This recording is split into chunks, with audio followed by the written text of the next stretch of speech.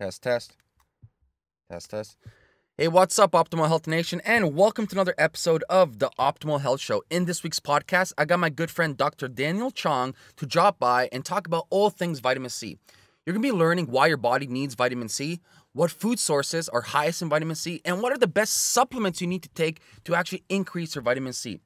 Now, Dr. Daniel Chong is a naturopathic physician licensed in primary care medicine in the state of Oregon. His passion for optimizing his own health and health of his family, as well as his patients, has led him down to the road of exploration into the depths of chronic illness and the true cause behind it. So, to summarize, Dr. Daniel Chong is a true optimal health warrior, and he loves helping people worldwide. Now, before we actually get into today's episode, I got a couple of things. Number one, I just want to give a huge shout out to this week's optimal health warrior, which is Alex Salazar. My friend, keep up the amazing work. I've been following what you've been doing lately, and it's absolutely astonishing. Please keep it up.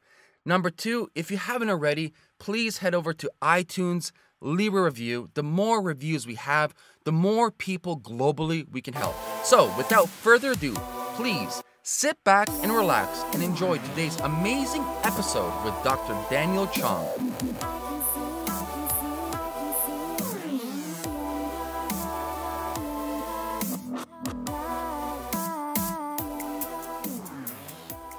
Hey, Dr. Daniel Chong, thank you so much for coming on the show today. Now, you reached out to me, I think it was like a couple of weeks ago, and you were talking about how you were discovering so much beneficial things about vitamin C. And I remember when I was reading some articles about Linus Pauling and Abraham Hoffer not too long ago about the same thing. So that's why I got you on the show today, to really discover the super beneficial effects of vitamin C. My question to you is, what got you interested in this whole research about it? Well, first, I just want to say thanks for having me on, and thanks for doing the work that you do. It's awesome. I pay attention to everything that you send out, so keep it up.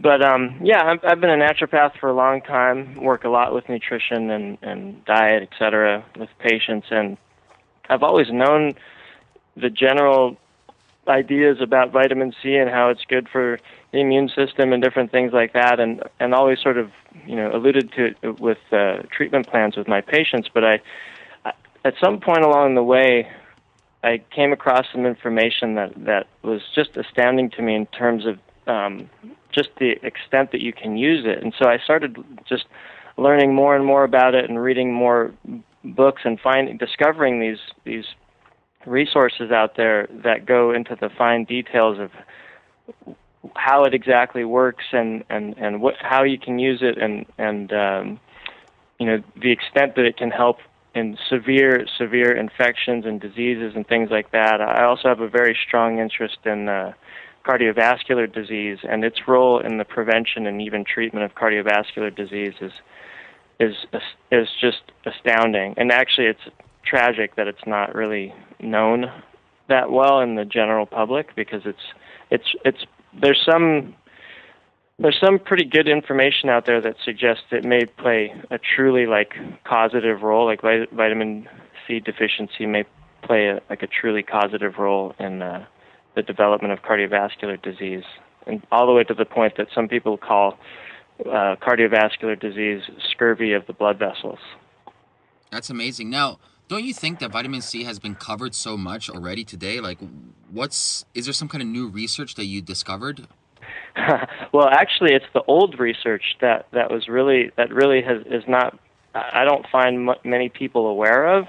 It's certainly been done to death, so to speak, out there in the media, et cetera. But the thing that I think needs to come out into more general understanding is just how powerful it is, and more importantly than that, how to use it to your best advantage. Because the key with vitamin C, and this is the absolute crucial, most important point, is if you don't take enough, it won't work.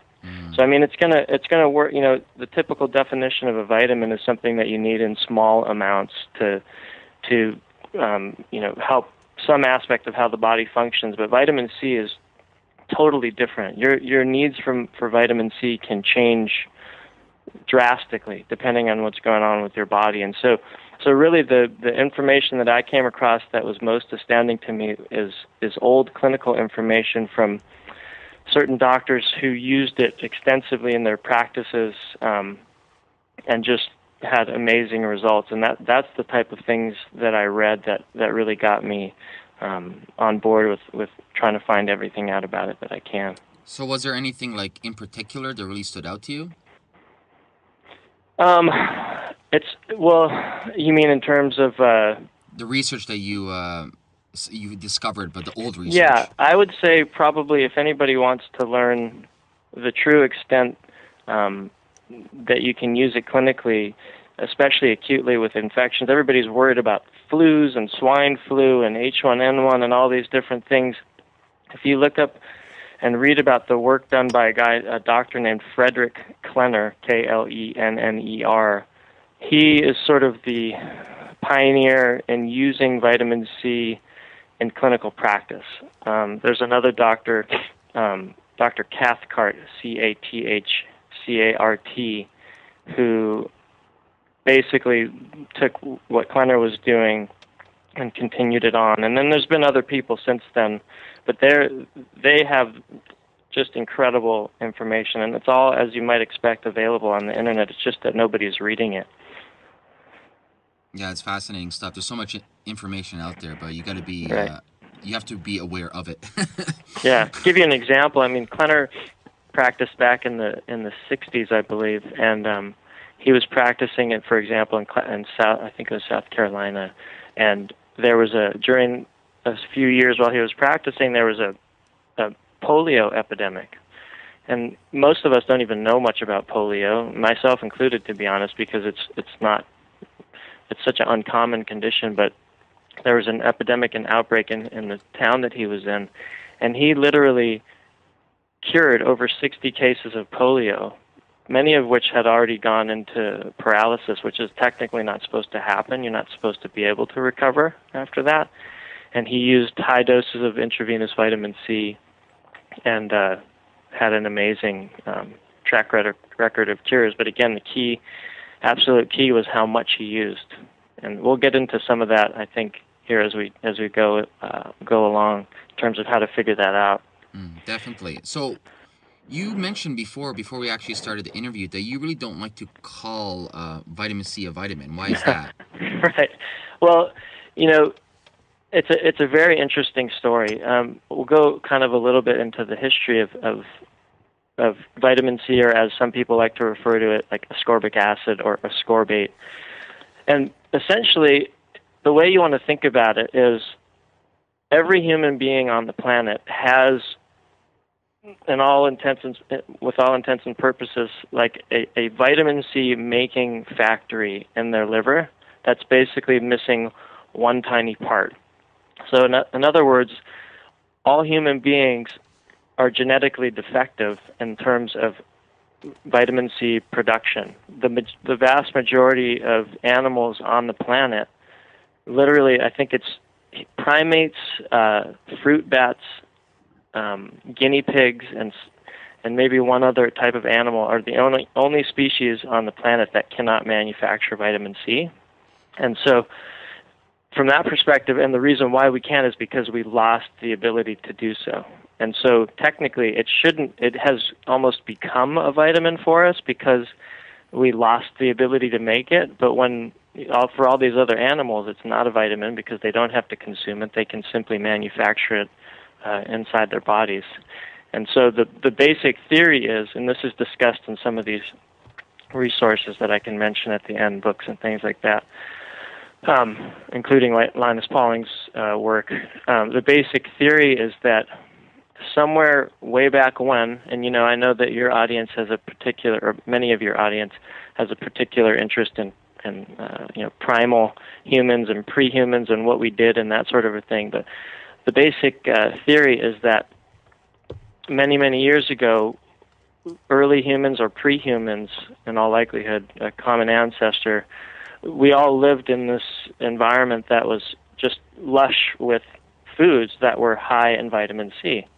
And technically, if you examine it, you can, and if a if you look at like a gorilla that's eating fruit and leaves, etc., all day long, they can get up to 10,000 milligrams of vitamin C from food eating that way. But they're eating all day long, and they're eating from very lush plant foods all day long. But basically, the idea was that at some point along the way, somebody had a defect that made them unable to produce vitamin C. And if we know anything about genetic mutations, if the mutation that occurs has an advantage over the other beings living at that time, that advantage will eventually win out. And the thing about manufacturing vitamin C in your body is that it's a heavily glucose-dependent function. So it saps a lot of glucose and uses technically a lot of energy to be able to produce. And so when the defect occurred at the time that it occurred, it was during a time that we could get a high amount of vitamin C from our diets, and we didn't necessarily need to make it. And so the basic theory is that that mutation won out because it became an advantage at that point because it saved glucose for us, which was not always in ready supply in our from day-to-day basis. And so it's a fascinating story. I mean, I had literally no idea about that until I read about it. But that's the long answer as to why I don't really like to call it vitamin C, because technically it shouldn't have to be a vitamin for us. It's just become that. Interesting. Do you think this might be connected with like the ice age, for example, if we didn't have like food availability, that we had to kind of just survive? Right. I believe the defect happened prior to that, as far as I understand it. And so, but I haven't seen anything definitive in terms of exactly when it was. It's just it's just simply the fact that you can identify the defect. It's literally a SNP that keeps us from being able to produce a specific enzyme that is involved in one of the last steps in production. I mean, the crazy thing is you can actually look at, I think we might talk about this in a little bit, but I'll just mention it now. You can actually look at research that's been done on animals that can manufacture vitamin C in their bodies. And this has been done before. They've looked at various types of animals, and they've even gotten to the point where they can kind of figure out on a day-to-day basis what the average animal produces just to maintain health. And they've even extrapolated that out and figured out, okay, based on the animal's size and the type of metabolism that it has, et cetera, how would you equate the same amount to a human being if the human being was still able to produce the vitamin C? And it turns out that it's approximately about depending on the person, somewhere between like 4,000 and 10,000 milligrams a day, just maintenance baseline production. And then if you take those animals, any one of those animals, and you stress them in some way, you make them overwork on a treadmill, or put them in water and make them swim until they're exhausted, or keep them from sleeping, or mentally stress them out and scare them, or different things like that. At pretty much any stress, they will massively increase the production of vitamin C in their body. It's literally the first change that happens as the animal tries to adapt to that stress or heal or whatever. And sometimes literally 100-fold higher than they normally are making. And if you look at a human and you look at the activity of the enzyme systems that we're talking about, you can literally detect an increase in activity in the enzyme systems of human beings if you stress them in similar ways, except the bottom line is that they don't have that last step, and so nothing happens from it. It's like the factory just gets going and starts working, but it's not putting anything out because they can't get to that last step. So it's really fascinating, and it pretty much proves that mechanism was there at some point. So how can we best mimic what these animals do?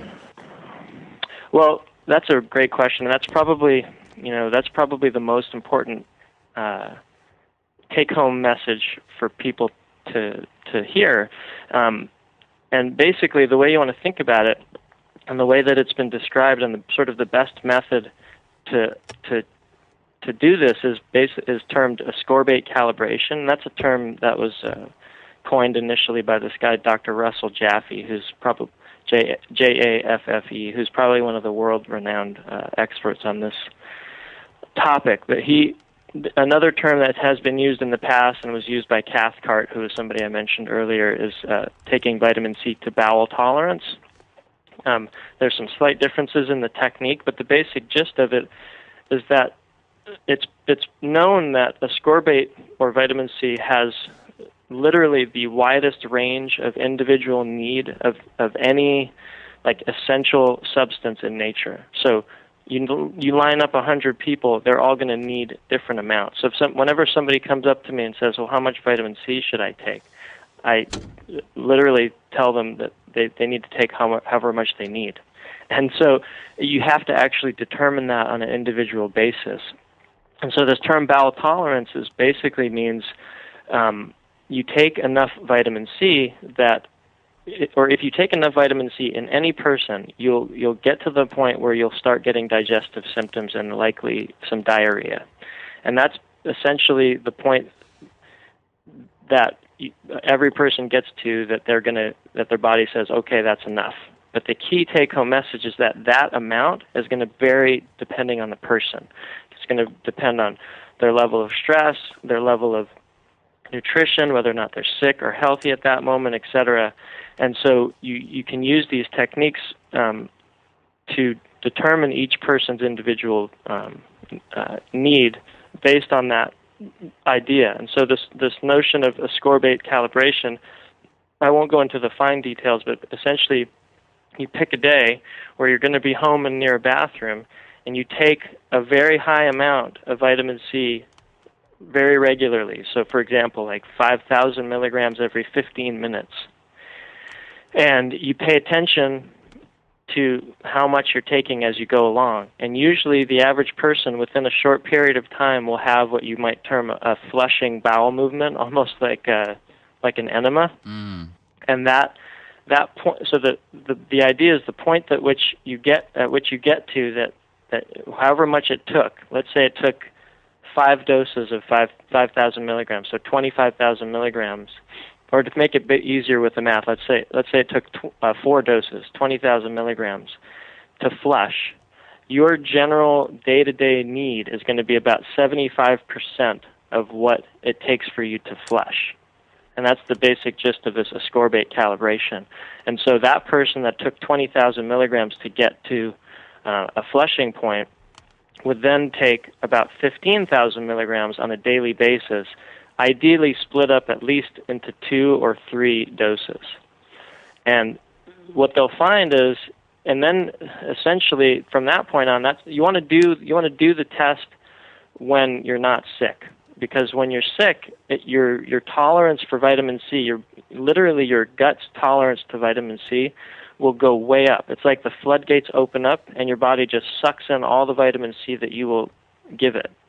And so I've had a patient, for example, who had an infected root canal, which is a huge, huge toxic stress on the system. Mm. And they did an ascorbate calibration test, and it literally took them 50,000 milligrams to have a flush, wow, which is much more than usual. I've heard of higher than that for sure, but that was my record for my patients. And she, soon after that, and so she continued the basic directions I told you, but soon after that, she got that root canal removed and the infection taken care of. And now, on a day in and day out basis, she typically can only, if she does the flush test again, it takes 10,000 milligrams for her to flush. So it's like her body went, okay, cool. So if you imagine an animal that can make vitamin C doing the same thing, when they had the root canal infection, they would just be making 50,000 milligrams every day until the infection was gone, and once it was gone, they just go back to baseline. So that's the basic idea. It's almost like I consider it, I like surfing, so I like to think of it as riding a wave. So you want to determine your initial need that you have on a day in and day out basis when you're generally healthy, and then when you feel, either if you get injured or you know your stress levels are way higher than usual, or you feel an illness coming on or anything like that, you recalibrate.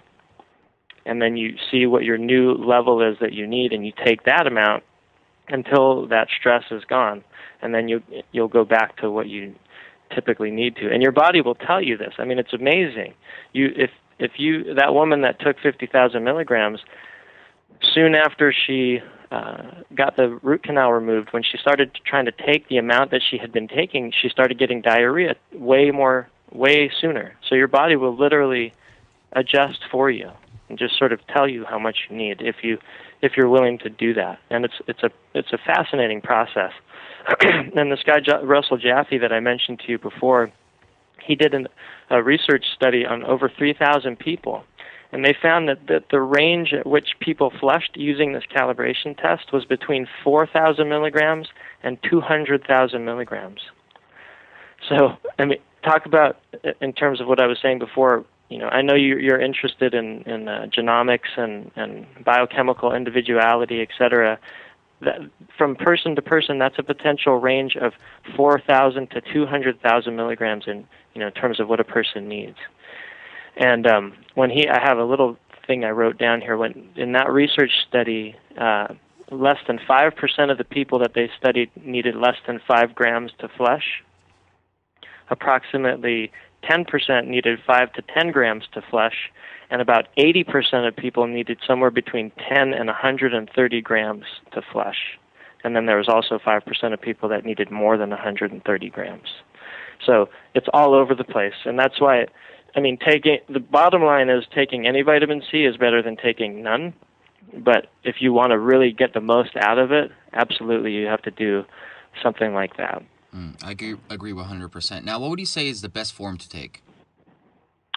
That's a really good question, and if you go and look around at the quote unquote experts in the field, you're going to find different opinions.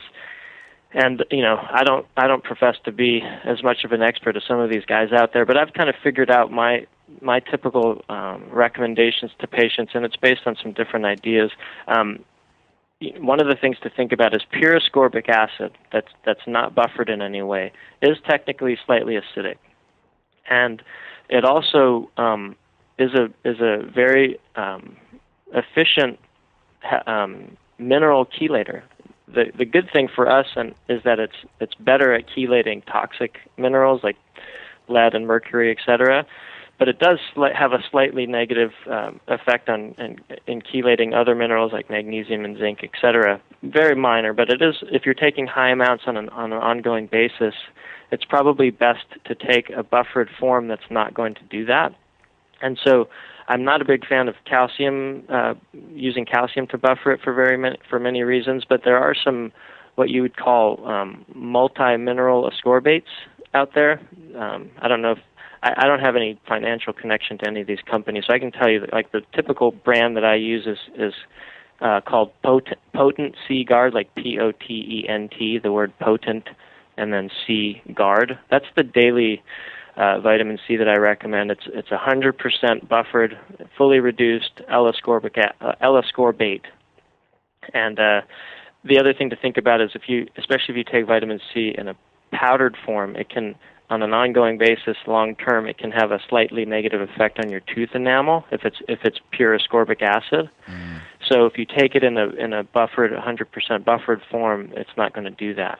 But that being said, the buffered forms of vitamin C are technically less potent than pure ascorbic acid, and it has to do with oxidation and reduction. Basically, pure ascorbic acid has 2 electrons to give up to a free radical, and buffered ascorbate has 1. So it's technically not quite as powerful. And guys, these old timers like Cathcart, etc., said that they by far found the most effect in using oral vitamin C with illness when it was ascorbic acid versus buffered C. So what I typically tell patients is on a day in and day out basis, they should take a 100% buffered and reduced form of L-ascorbic acid. And then if and when they feel like they're getting sick, then I have them switch to pure ascorbic acid.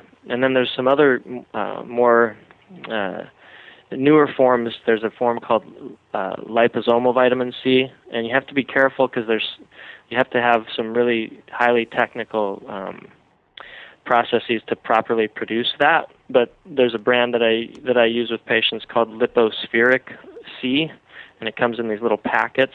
That stuff is very potent, but it's also quite expensive, so I don't typically have people take that every day. And then also the other thing that I do with a lot of patients is intravenous vitamin C for a number of reasons. So essentially, buffered ascorbate for a daily basis, and pure ascorbic acid orally and IV, and also the lipospheric form if you're getting sick.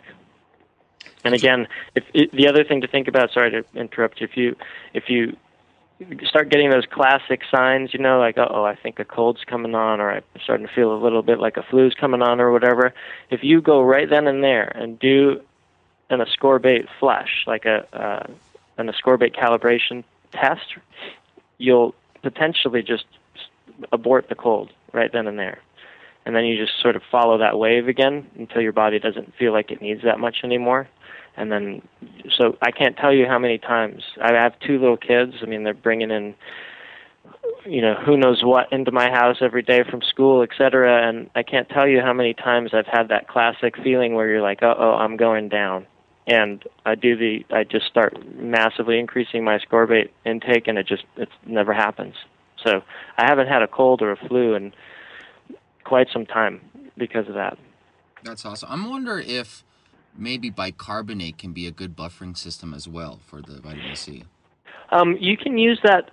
Again, the old guys that were using these things back in the time when there wasn't quite so many supplement companies out there making different forms, etc., they would recommend taking in a small amount of bicarbonate along with the ascorbic acid if the person had any stomach irritation. That's the other thing I forgot to mention, is ascorbic acid is going to have a higher likelihood of irritating a person's stomach, not from a bowel tolerance perspective, but just because of the acidic nature of the substance. Some people who have, already compromised digestive tracts, which is many people out there, they're going to have a little bit lower tolerance to the acidity of the ascorbic acid, and they'll get some stomach pain or a little bit of upset, and you can offset that with a little bit of bicarb. But now that there's all these other ones available, I don't usually have people do that. Now, is there any evidence showing that too much ascorbate may be toxic? Only incorrect or I don't know. There's a lot of people out there that are saying that say, too much ascorbic acid can cause this or that, but it's incredibly non-toxic. When you look at the true research and you look at some of the resources, and the actual studies, there's literally no known toxic dose there's no known toxicity at any dose. And part of the reason for that is that you will get, if you're taking it orally, you will get diarrhea from it eventually. But even in studies using terminally ill, just weak and nearly dead cancer patients, taking 150,000 milligrams a day IV, and no signs of toxicity at all. I mean, it's literally, you could make the argument that it's less toxic than water. It's amazing. I mean, again, anything can be overtaken. You can take too much of anything, but again, with ascorbate, it has this neat mechanism that you'll just get diarrhea from it, and the other thing to think about is the half-life of vitamin C in the body, because of the variety and need from person to person, can vary literally between 30 minutes and 30 days. So if somebody is, I don't know anybody that's this healthy, but there are supposedly some people out there that are so healthy that they just very slowly go through their ascorbate. Whereas if you have viral pneumonia, you're running through that stuff like so fast. It's amazing. So yeah, it is technically, there's literally, this is something else that Dr. Jaffe stated, there's literally no other substance, therapeutic substance or substance of need for human beings that has a wider potential dose range than vitamin C.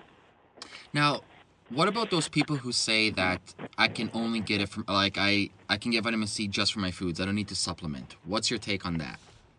I used to be one of those people, and I've always been the person who tries to get the most out of food, because I do believe, for many reasons that we unfortunately don't have much time to discuss, that food is where it's at in terms of getting the most bang for your buck and the most impact on your health. And so from that perspective, I used to always only recommend food-based nutrients and concentrated food supplements and things like that, and including vitamin C. But the key thing is, if you just think back to this idea that even if you were to sit there and literally eat super high vitamin C foods all day long, as a gorilla might do, the max you're going to get is maybe 10,000 milligrams.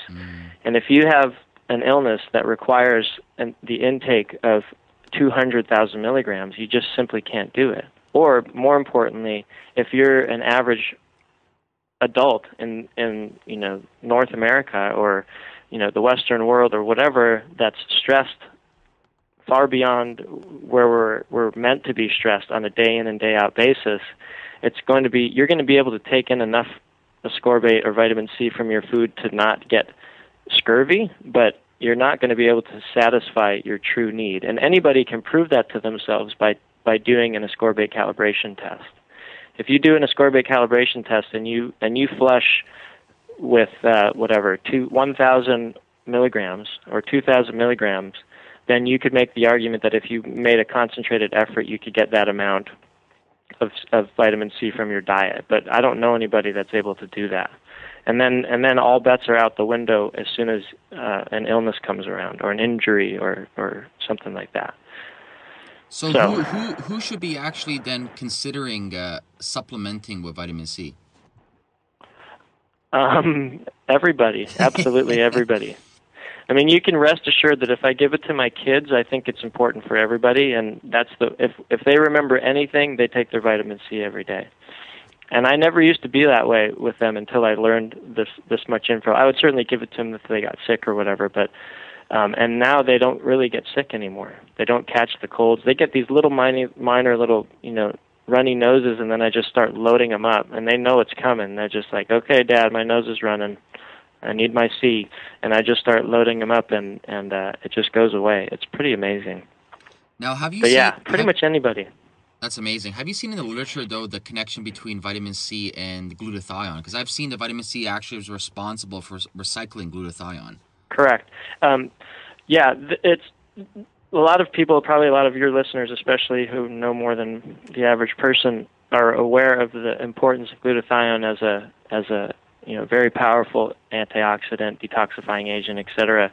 The key thing with it is that ascorbate can be considered the primary glutathione recycler. So glutathione does not work very well to be taken from an external source or exogenously. You can do it intravenously. There's some liposomal forms. You can spray it up your nose, etc. And it's going to have some benefit, but it will not pass into the cells. In order to get glutathione increased intracellularly, you have to recycle it. And there's some interesting research that Jaffe pointed out that pretty much shows that ascorbate is best at helping recycle glutathione. It causes the highest increase of intracellular formation of glutathione. So it's not to say that one's better than the other one per se, but if you like glutathione and you like everything you've heard about it and you want to have it in your body, it's highly recommended that you take a lot of ascorbic acid or ascorbate or whatever you want to call it. But yeah, it's essentially it's the key nutrient for recycling glutathione. Now, don't you think because of our crazy environment we live in today, the toxic load from, say, EMF, environmental pollutants, the quality of food, that because of this, as you mentioned earlier, it is kind of mandatory that we have to rely on supplements. We have to rely on these extra measures to give our body the necessary building blocks to heal? I do believe that. I know that there's been some research coming out, or I wouldn't necessarily call it research because it wasn't that high of quality, but there's been some, stuff coming out of the media about some studies that were done that sort of disprove the necessity of multivitamins or whatever, and those studies are typically very poorly done and done with poor quality nutrients, etc. But it's absolutely true. This day and age in modern times is like nothing any pre-human ever experienced or was exposed to. And then if you couple that with the whole idea that in many cases for many nutrients the levels of nutrients are just no longer available in the foods that we would really need, it's a no-brainer to me. It doesn't mean that you have to go there and spend $200 a month on every little thing that's said to be good for you, but there's some crucial things that I think everybody needs and that have been proven to be necessary in this day and age. I mean, here's another way to think about it, without going into all the details, because I probably wouldn't remember them anyways.